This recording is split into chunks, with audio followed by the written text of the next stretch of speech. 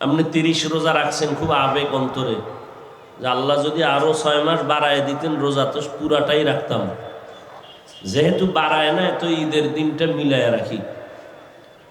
ঈদের দিন রোজা রাখলে হবে কেন? নবীজির তরিকায় নাই। রুকু সেজদা করা সওয়াব ইবাদত মনে কইরা যদি কেউ জানাজায় রুকু দেয় ইবাদত হবে না।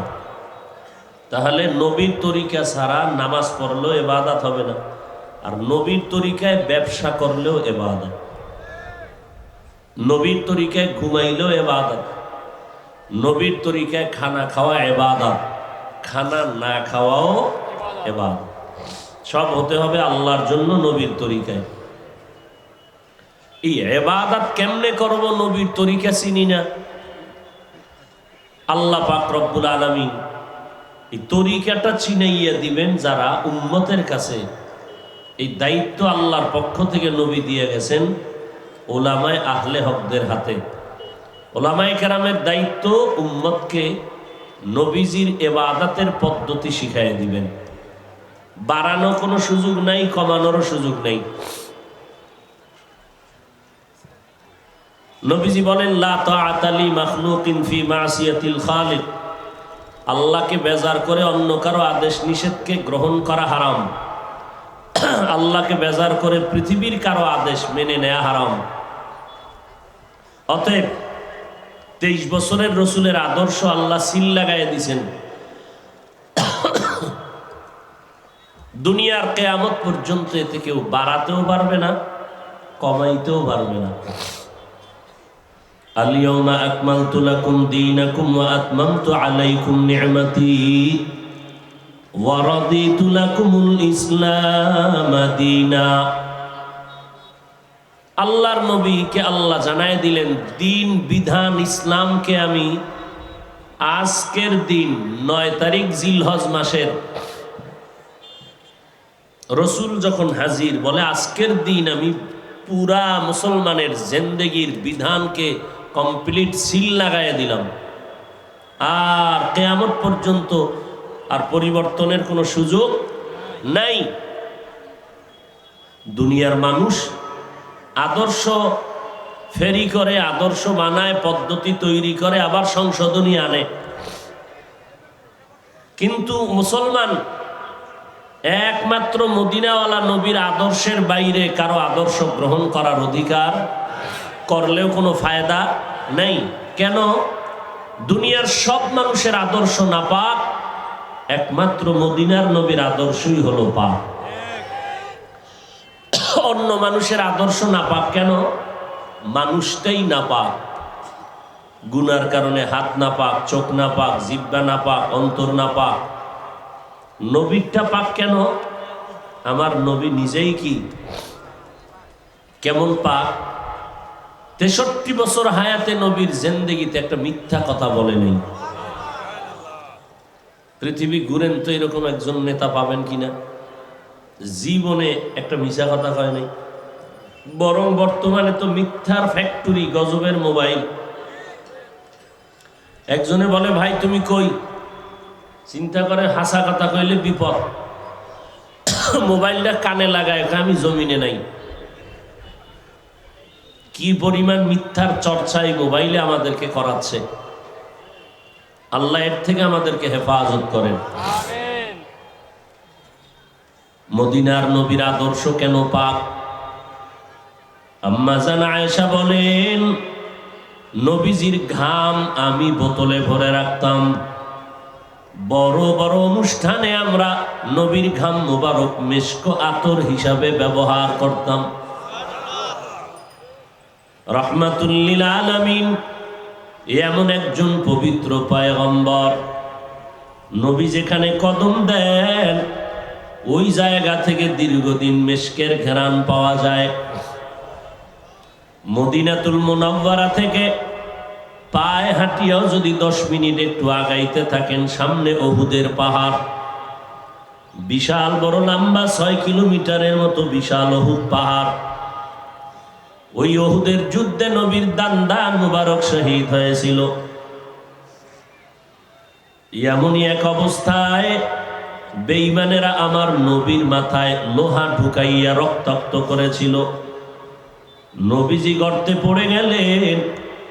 মুশরিক বেঈমানেরা আওয়াজ দিল, মুহাম্মদ দুনিয়ার জমিনে জিন্দা নাই। চতুর্দিকে খবর ছড়ায় গেল। নবীর আশেকেরা পাগলের মতো হয়ে গেল। নবীর একজন আশেক খেজুরের বাগানের মধ্যে পানি দিতেছিল। হঠাৎ কানে যখন আওয়াজ আসছে নবী নাই, পানি দেওয়ার পাত্রটারে ফালায় দিয়া আসমানের দিয়ে তাকায়া হাত তুলিয়া বলে, আল্লাহ, আমার এই দুটো চক্ষু রিজার্ভ করে রেখেছিলাম তোমার বন্ধু মুহাম্মদের দেখবো, কলিজা ঠান্ডা করব। ওই নবী যদি না থাকে তুমি আমারে অন্ধ বানায় দাও, আমি দ্বিতীয় কাউকে এই চক্ষু দিয়া দেখতে চাই না। কারণ নবী আমার এমন সুন্দর, একটা নজর দিলে প্রায় এক সপ্তাহ পর্যন্ত বান্দার ক্ষুধা লাগে না। আম্মা জান আয়েশা বলেন, রাতের অন্ধকারে আমি সুই নিয়ে সেলাইয়ের কাজ করতেছিলাম, বাতি নিভে গেল, সুইটা পড়ে গেল। বাতি জ্বালানোর মতো কোনো তৈল আমার ঘরের মধ্যে নাই, সুইটা কোথায় পাবো? হঠাৎ এশার নামাজের পরে নবী আমার হুজরার ভেতরে আগমন করলেন। নবীজির চেহারা মোবারকের আলোতে দেখলাম সুইটা খুঁটির গোড়ায় পড়ে আছে। আমি ওই চিকন সুইটা হাতের মধ্যে নিলাম। শুধু নবী মানুষ চিনবে কেন? ওই নবীর জন্য গর্তের পিপিলিকা আল্লাহর কাছে বলে, আল্লাহ দয়া করে একটু মদিনার রওজা আমাকে দেখাও, বাইতুল্লাহ দেখতে মনটা চায়। আল্লাহ বলেন, আরবের কবুতর, যাও অমুক এলাকার গর্তের পিপিলিকারে পায়ের সাথে বাজায় মক্কা মদিনা ঘুরাইয়া জায়গায় পৌঁছাইয়া দাও। নবীজি খেজুর গাছের সাথে টেক লাগাইয়া একটা খুতবা পড়তেন। কিছুদিন পরে খেজুর গাছের মিম্বর বন্ধ করে দিলেন। সাহাবায়ে কেরাম বলেন, নবী মানুষের থেকে কান্নার যেমন আওয়াজ এই মিম্বরের মরা গাছ থেকে সেরকম আওয়াজ আসতেছে। নবী নিজে গিয়া বলেন, ও গাছ, কেন তুমি কান্না করো? গাছ বলে, নবী আপনার বিরহের বেদনায় কান্না করি। কি চাও বলো? বলে, আপনি আমার জানাজা পড়াবেন, এখানে দাফন করবেন, কিয়ামতের দিন আমি আপনার সাথে জান্নাতে থাকব।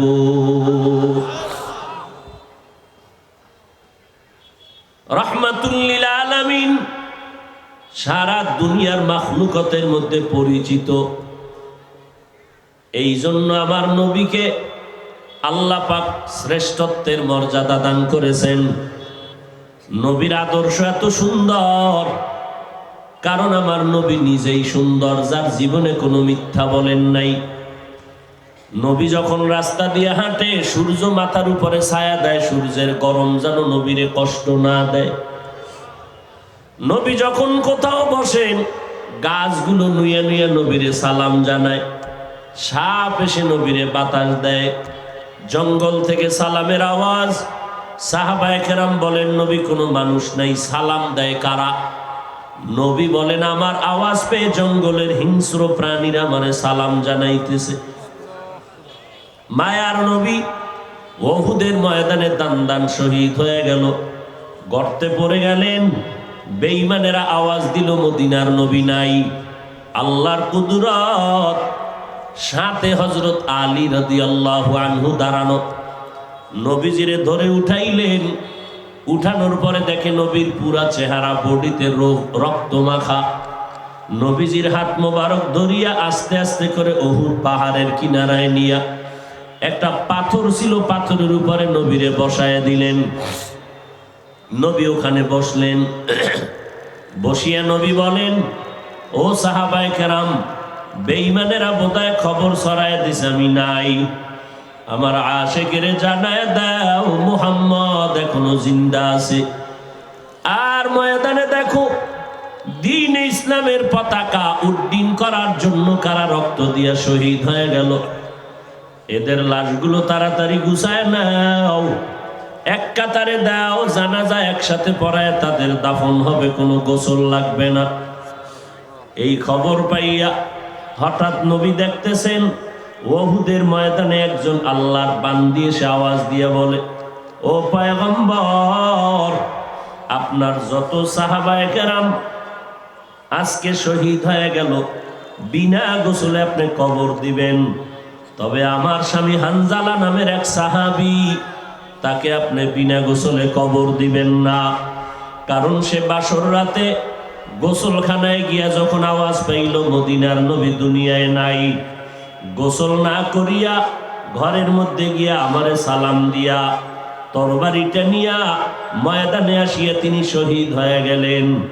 আপনি তাড়াতাড়ি হানজালাকে গোসল দেওয়ার ব্যবস্থা করে দেন। নবী ঘোষণা করলেন, দেখো হানজালা নামের সাহাবীর লাশটা কোথায় আছে, গোসলের ব্যবস্থা করো।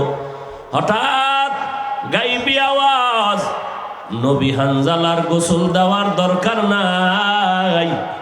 যে আশেক সাহাবী বিবির মোহাব্বত ত্যাগ করিয়া আপনার মোহাব্বতে জিহাদের ময়দানে আসছে, আমার আল্লাহ ফেরেশতা দিয়া জান্নাতের পানি দিয়া গোসলের ব্যবস্থা করে দিয়েছেন। নবী আর কোনো গোসলের কোনো প্রয়োজন হবে না।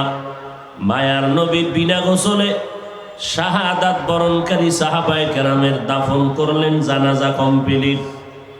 নবী যেই পাথরটার উপরে বসছিলেন একটু আরামের জন্য, হাজার হাজার বছর পরে আজও সেই পাথরটা উহুদের পাহাড়ের পাশে আছে।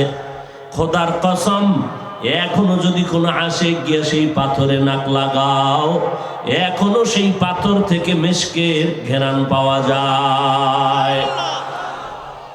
ইমামুল আউয়ালিন আল আখিরিন বহরে সদকা রহমাতাল লিল আলামিন সাইয়্যিদুল কাউনাইন খাতমুল মুরসালিন আখিরা মদবুদ ফখরুল আউয়ালিন শুদ ওয়াজুদাস রহমাতাল লিল আলামিন মসজিদে উশুদ হামারে জমিন। আল্লাহ তাআলা বলেন, আমি মানুষ বানাইলাম আমার ইবাদতের জন্য। ইবাদত কেমনে করবা?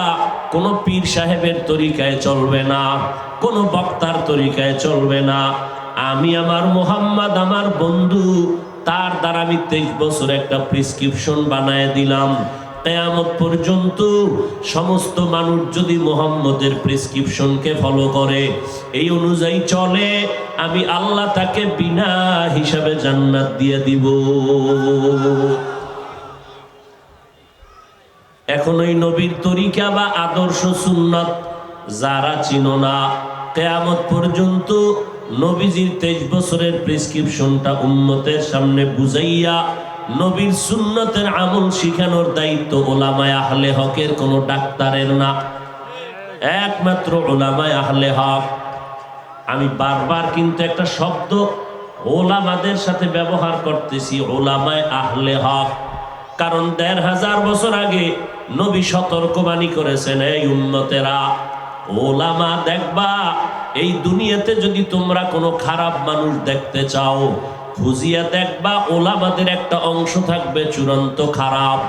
এদের মতো খারাপ এই জমিনে কোনো আলেম পাইবা না। আবার ভালো যদি কোনো মানুষ পাইতে চাও, তাও খুঁজিয়া দেখবা ওলামাদের একটা দল চূড়ান্ত ভালো। এদের মতো ভালো জমিনে আর কেউ থাকবে না। নবীজির সেই 1500 বছরের কথা আগের এখন চোখের নজরে ভাসতেছে। 1500 বছর পর্যন্ত আমার মাওলার দেওয়া কোরআন নবীর আদর্শের ভেতরে কেউ ভুল বের করতে পারে? অপচেষ্টা করেছে অনেকে, না পারিয়া বহু বিধর্মী পর্যন্ত মুসলমান হয়ে গেল। কিন্তু কপাল খারাপ, আজ আমার দেশের ভিতরে দাঁড়াইয়া একজন মাওলানা বলে কোরআন শরীফের ভেতরে জাল আছে। বলে কি পরিমাণ জাল? বলে হাদিসের থেকেও বেশি জাল।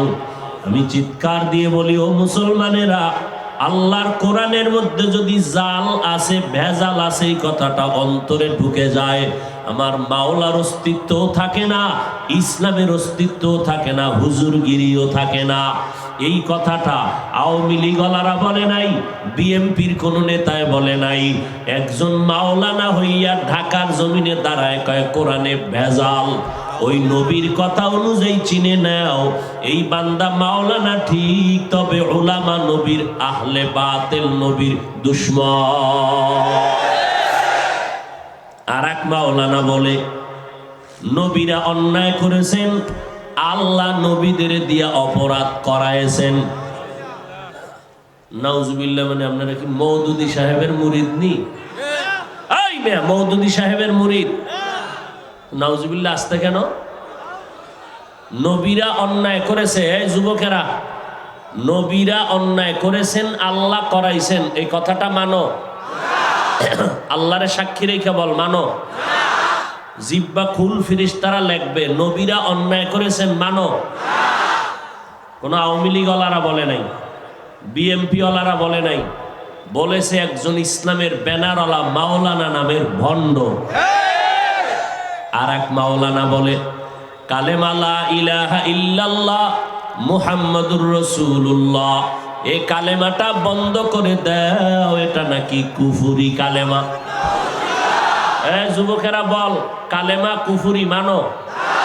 হ্যাঁ, তাহলে আজকে থেকে চিহ্নিত করবি। তোর আব্বারে গালি দিলে ধৈর্য ধরিস, তোর মাকে গালি দিলেও ধৈর্য ধরবি। আল্লাহ, নবী, ইসলাম, কোরআন নিয়ে যদি কেউ কথা বলে এই বিষয়ে ধৈর্য মানি, ওর বিচার না হওয়া পর্যন্ত আন্দোলন চালাইয়েই যেতে হবে। আজকে থেকে চিহ্নিত করবি ওই মাওলানা কে, যে এই মেয়া থামেন, ওই মাওলানা কে যে কালেমাকে কুফরি বলল। এই যুবকের আজকে ইউটিউব খুলে বের করবি ওই মাওলানা কে যে কোরআন শরীফে ভেজাল আছে বলল, ওই মাওলানা কে নবীরা অপরাধ করেছেন বলল।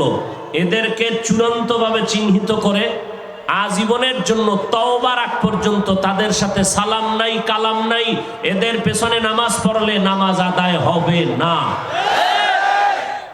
তবে আল্লাহ সারাইছে, কুদরতের হাত দিয়ে হেফাজত করছেন। এই ঝামেলাওয়ালা বেঈমান হওয়ার কথা কোনো দেওবন্দি আলেমরা বলে নাই, কওমি আলেমরা বলে নাই। নবীরা অপরাধ করেছেন কথাটা কোনো দেওবন্দি আলেম বলে নাই। কোরআনে ভেজাল আছে কথাটা কোনো দেওবন্দি আলেম বলেন নাই। কালেমা কুফুরি কথাটা কোনো দেওবন্দি আলেম বলেন নাই। যদি আল্লাহ না করুন বলতো, তাহলে ওই বাতিলেরা নিজেরা মানববন্ধন করত জায়গায় জায়গায়। আরো যদি আল্লাহ হেফাজত করছে চরমনায় আল্লাহরা কইতো, তো উপায় আছিল না। কিন্তু এত মারাত্মক কথা বলার পরেও জাতি চুপচাপ কেন? আমাদের ইমানের পাওয়ার দুর্বল হয়ে গেছে। আরে কোরআনের মধ্যে যদি ভেজাল থাকে, মুহাম্মদের মধ্যে যদি বলে মুহাম্মদ ত্রুটি করছে, যে এতক্ষণ মুহাম্মদের গুণগান গাইলাম, তো মুহাম্মদের মধ্যে যদি ভেজাল থাকে, এই কথা সিনায় ঢুকে যায়, তাহলে আর মুহাম্মদের আদর্শকেও মানবে? ওই আলেমকে জিগাও, তোমার আর বয়ান নাই, স্টেজে উঠার পরে তোমার আর কোনো আলোচনার বিষয় নাই, ওইটাই নবীর বিরুদ্ধে, কোরআনের বিরুদ্ধে, কালেমার বিরুদ্ধে বয়ান করা লাগবে কেন? মুসলমানের মধ্যে বিভ্রান্ত যারা ছড়ায় এরা ফেতনাবাজ, ইসলামের ব্যানারওয়ালা মাওলানা নামের ভণ্ড। অতএব খুব সতর্ক, খুব সাবধান। আল্লাহর ব্যাপারে, রসুলের ব্যাপারে, ইসলামের ব্যাপারে, কোরআনের ব্যাপারে কোনো ছাড় নাই। সোজা কথা। সে যে হোক, আল্লাহ আমাদের বুঝার তৌফিক দান করেন। তাহলে ইবাদত করব কার? কার তরিকায়? নবীজির তরিকায়। মনে থাকবে ইনশাআল্লাহ। নবীর তরিকা চিনি না, চিনবো কাদের মাধ্যমে? কোন আলেম বাতিল না হক? এখন প্রশ্ন, কেমনে চিনবেন হক বাতিল? সিটি গোলের কালার, স্বর্ণের কালার এক না আলাদা? মান কি এক? মান এক, দাম এক? এক না। এখন চিনবেন কি করে? চিনার মতো কষ্টি পাথর আছে না নাই? আছে। ঠিক এই জমিনে যারা উলামায়ে বাতিল এবং আহলে হক, সবার ডিজাইন কিন্তু কাছাকাছি, বরং আহলে হকের থেকে বাতিলের ডিজাইন আরো বেশি। আমগো ফাগরি কম, হেগো ফাগরি 22। আমগো চেহারা অত সুন্দর না, কুতুববাগের চেহারা কত সুন্দর, ঠিক না? আমগো নামে কোনো টাইটেল নাই, বাতিলের নামে টাইটেলের অভাব নাই। খুব সতর্ক। এই দেশে ভণ্ডপীর যারা, এদেরকে মোটামুটি জাতি চিনে, কিন্তু নতুন ভণ্ড যারা কালেমারে কুফুরি বলে, এদেরকে জাতি অনেকেই চিনে না। এদেরকে চিহ্নিত করতে হবে এবং ওলামায়ে আহলে হকদের কাছে যাইতে হবে। আহলে হক খুঁজতে খুঁজতে জীবন শেষ। আধা মিনিটে প্রাথমিকভাবে একটা ধারণা দিয়া যায়, এরা আহলে হক। যাদের বয়ানে দেখবেন দিলটা নরম হয়, যাদের বয়ানে দেখবেন আমলের জন্য দিল কাঁদে, যাদের বয়ানে দেখবেন খারাপ মানুষ ভালো হয়, যাদের সোহবতে গেলে দেখবেন বেনামাজি নামাজি হয়, যাদের বয়ানে দেখবেন মানুষ আল্লাহর দিকে আগায়, নবীর সুন্নত মানার জন্য দিল তৈরি হয়, প্রাথমিকভাবে ধরে নিবেন এরাই হলো আহলে হক। যারা নিজেরা আমল করে না, ওরা কঠিন বয়ান দিলেও উম্মতের দিলে আসর হবে না।